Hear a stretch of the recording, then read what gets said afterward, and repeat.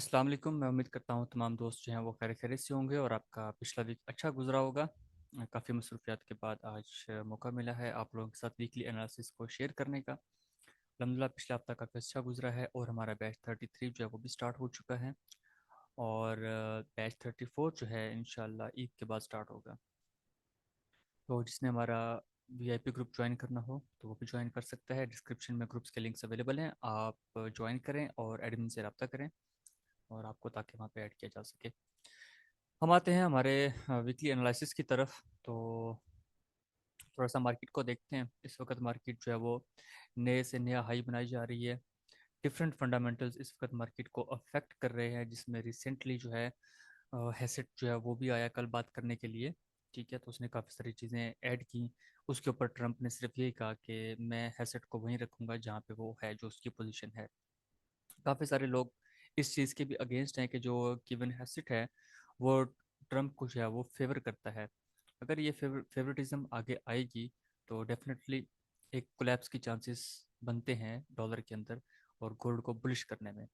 तो आप देख सकते हैं कल के दिन किस तरीके से मार्केट एक एकदम ड्रॉप आया और फिर उसने वापस गेन किया अपने आप को, और डेली की क्लोजिंग उसने इस शेप में आके दी है। अब हम इन चीज़ों को साइड पर रख के, मैंने पिछली वीडियो में आपको जो मज़ीद हाई के टारगेट्स थे वो भी शेयर किए थे, तो वो मैं ग्रुप में दोबारा भी शेयर कर दूंगा। ठीक है, अभी हम देखते हैं कि हमारे पास आने वाले वीक में सेलिंग और बाइंग की क्या क्या अपॉर्चुनिटीज़ हैं, उसको हम थोड़ा सा गौर करते हैं। सिंपल एनालिसिस रखेंगे, कोशिश करेंगे जल्दी ख़त्म करें। सबसे पहले मैं देख रहा हूँ कि यार यहाँ पर जो इस चीज़ को रोक रही है ना मार्केट को, वो ये एक इनगल्फिंग सेल है। एक अच्छा इनगल्फिंग सेल, तगड़ा इनगल्फिंग सेल था डेली के टाइम फ्रेम में, जो मार्केट ने ब्रेक किया विद कंफर्मेशन, लेकिन प्रॉपर तो नहीं बनी। मे बी H4 में इसकी कंफर्मेशन बनी हो, तो वहाँ से मार्केट आके रिवर्स हुई है। तो वो इस चीज़ को एक बहुत पोटेंशियल साइन हम समझ रहे हैं। इसके अलावा हम यहाँ पर थोड़ा सा देखें कि फ्रेश लेवल तो हमारे पास एक ये भी अवेलेबल है बाय का, और फ्रेश हमारे पास ये भी अवेलेबल है। हम इन एरियाज़ को फिलहाल मॉनिटर करेंगे कि यहाँ पे आने वाले वीक में हमारे पास क्या क्या ट्रेड्स पॉसिबल हैं। उससे पहले अगर आने वाले वीक को हम फंडामेंटली देखें तो हमारे पास कोई ऐसा डाटा जो मार्केट को बहुत ज़्यादा अफेक्ट कर सकता हो तो वो हम देखते हैं। मंडे यूएस बैंक हॉलीडे है। उसके बाद प्रेसिडेंट ट्रम्प वेडनेसडे को उसकी स्पीच है। और ये दो इम्पोर्टेंट डाटा हैं थर्सडे के, पीसी इंडेक्स और फाइनल जीडीपी। और देन हम आते हैं फ्राइडे को। ये बहुत इंपॉर्टेंट डाटा होगा। इसका रेट हाइक होना या पॉज होना बहुत मैटर करेगा। इसके बाद इनकी प्रेस कॉन्फ्रेंस, और उसके साथ साथ यूएसटी के फ्लैश सर्विसेज शाम को आएंगी। कोई इतना बहुत बड़ा डाटा फिलहाल तो नहीं है जो कि मैंशनड है। बाकी सडनली कोई ट्वीट्स, कोई इंटरव्यूज, चीज़ें चलती रही तो वो एक अलग इम्पैक्ट अपना क्रिएट करेंगी। तो हम सिंपली इसको मॉनिटर करते हैं कि नेक्स्ट हमारे पास क्या क्या पॉसिबल सिनेरियोज होने चाहिए जिसको हम ट्रेड कर सकें।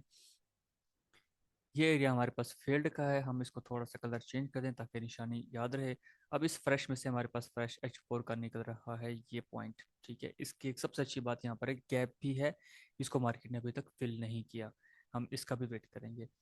इसके ऊपर इस एरिया में आते हैं तो हमारे पास जो ये फील्ड एरिया था ये तकरीबन इतना बनता है। इसको हम थोड़ा सा प्रिसाइज कर लें, एग्जैक्ट पॉइंट टू पॉइंट। और ऑलमोस्ट इसी H4 से मार्केट जो है वो ऊपर उठेगी। ये रहा पॉइंट हमारा। और इस फ्रेश में आते हैं तो यहाँ मल्टीपल लेवल्स हमारे पास अवेलेबल हैं। एक तो ये फील्ड का सेटअप अवेलेबल है, इसी को भी हम देखेंगे। दूसरा इसके साथ ये कन्फर्मेशन भी बनती है, तो ये एरिया अटैच हो जाता है। हम उस दोनों एरियाज को इकट्ठा कर देंगे, लेकिन उससे पहले हम ये जो हमारे पास एरिया इसको मार्क कर लेते हैं। इसमें हम इन दोनों एरियाज को मॉनिटर करेंगे कि यहाँ पर हमें अगर कोई अपॉर्चुनिटी नजर आती है तो हम ट्रेड करेंगे। इस जगह पे सेल अगर देखा जाए तो फिलहाल कुछ भी नजर नहीं आ रहा। ठीक है, ये कैंडल की क्लोजिंग इस जगह पे होना एक बहुत बड़ा साइन है जो कि इसको मजीद बुलिश जाने का इशारा दे रही है। ठीक है, लेकिन क्योंकि नया हाई अभी तक क्रिएट नहीं हो रहा और एग्जिस्टिंग जो मार्केट ऊपर गई थी उसमें जो ड्रॉप सीन ये वाला आया, एक खास बात यह है कि सबसे आखिरी कैंडल ने इस कैंडल का हाई ब्रेक करवाने के बाद नीचे आई। तो ये एक दूसरा साइन है कि मार्केट को ये बेरिश किया जा सकता है। खैर, हम अपने लेवल्स पे रहेंगे, उनके अकॉर्डिंग देखेंगे कि हमें क्या अपॉर्चुनिटीज नजर आती हैं। ये हो गया H4। H4 के बाद हम आते हैं H1 के अंदर। H1 में अगर हम आते हैं तो H1 में हमें एक एरिया मिलता है जो कि रिसेंट जिसने हाई लगाया था। हम वहाँ से अपने सेल की ट्रेड को देखने की कोशिश करते हैं, अगर हमें यहाँ पर मिल जाती है तो। ये एरिया ऑलरेडी सिग्नल ग्रुप में भी शेयर किया गया है और बाकी हम इसको देखते भी हैं। सबसे पहले यहाँ इस फील्ड में आए तो भाई फील्ड में तो वही का वही सेटअप ऑलमोस्ट H1 में बन रहा है जो कि H4 में था, तो हम इसको नहीं छेड़ेंगे फिलहाल। इस पॉइंट को हम गौर करेंगे। ये हमारे पास फील्ड का सेटअप है, ये इस जगह पे। इसको मैंने मजीद प्रिसाइज कर लिया। इसके बाद हमारे पास ये एरिया जो था उसके साथ फ्रेश भी था और टेस्टेड भी। इसको हमने मॉनिटर किया। यहाँ पर ये और स्मॉल हो गया हमारे पास। ठीक है जी। और ये एरिया मजीद हमारे पास प्रिसाइज होके यहाँ तक आ जाता है। अब हम आते हैं M15 के अंदर। M15 में आके हम इन लेवल्स को मॉनिटर करते हैं कि हमारे पास कौन कौन सी अपॉर्चुनिटीज़ नज़र आती हैं। अब ये देखो, ये हमारे पास एरिया बना था 42 से 32, ऑलमोस्ट 100 पिप्स का। ठीक है, इसके अंदर मैं अगर अब नेक्स्ट टाइम की बात करें तो हम नेक्स्ट टाइम जो उसके साथ बाय फील्ड का सेटअप अवेलेबल है ना, ठीक है, जिससे मार्केट दोबारा रिवर्स हुई थी, तो हम सिर्फ इसको कंसिडर करेंगे फिलहाल। ये 3429 ये हमारे पास नेक्स्ट बाइंग का एरिया होगा।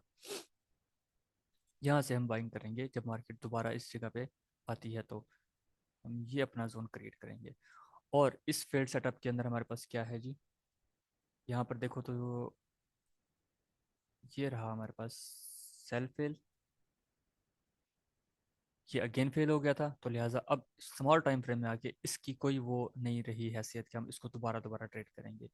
अगर मैं यहाँ पर गौर करूँ तो इसको मुझे डिलीट करना पड़ेगा।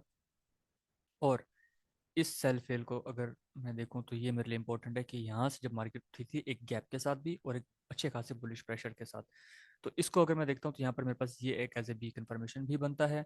तो इस जोन से मुझे M5 में जाके लेवल को मजीद प्रिसाइज करना है। और ये जो फ्रेश एरिया था, अगर स्मॉल टाइम फ्रेम में हम आए तो ये यहाँ पर टेस्ट हो रहा है। हम इसको मजीद प्रिसाइज करके इस जोन पे ले आएंगे, ये जो हमारे पास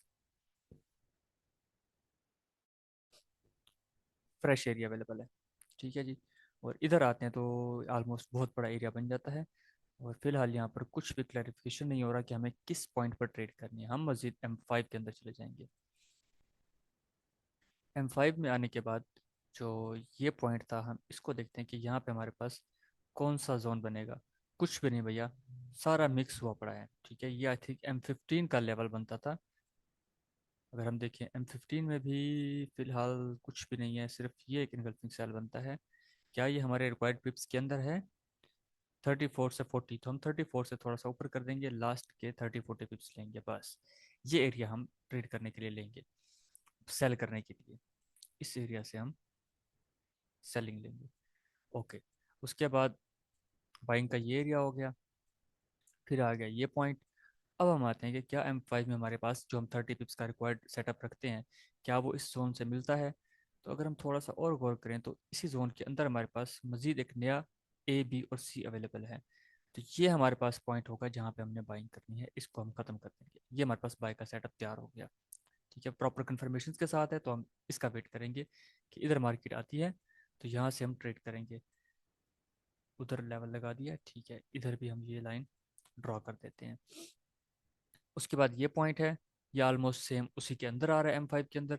तो हमारे पास ये एरिया ऐसे ही रहेगा। यहाँ पे अगर मैं एक चीज़ देखूँ तो ये एक विक बहुत बड़ी थी जिसने इस एरिया का भी डाउन साइड का पोटेंशियल लेके ऊपर निकली है। तो जब मार्केट यहाँ पहुँचेगी हमें यहाँ पे अगेन ट्रेड करनी है, क्योंकि इस सेटअप के बाद इस सेटअप में काफ़ी ज़्यादा एक एरिया वैलिड अवेलेबल है जहाँ से हम ट्रेड कर सकते हैं। इस विक को अगर मैं कंसिडर करता हूँ तो क्या विक के नीचे कोई सेटअप अवेलेबल है सेम टाइम फ्रेम के अंदर? प्रॉपर नहीं है, टेस्टेड है, क्योंकि इस वीक ने इस तक का सारा एरिया टैप कर चुकी है।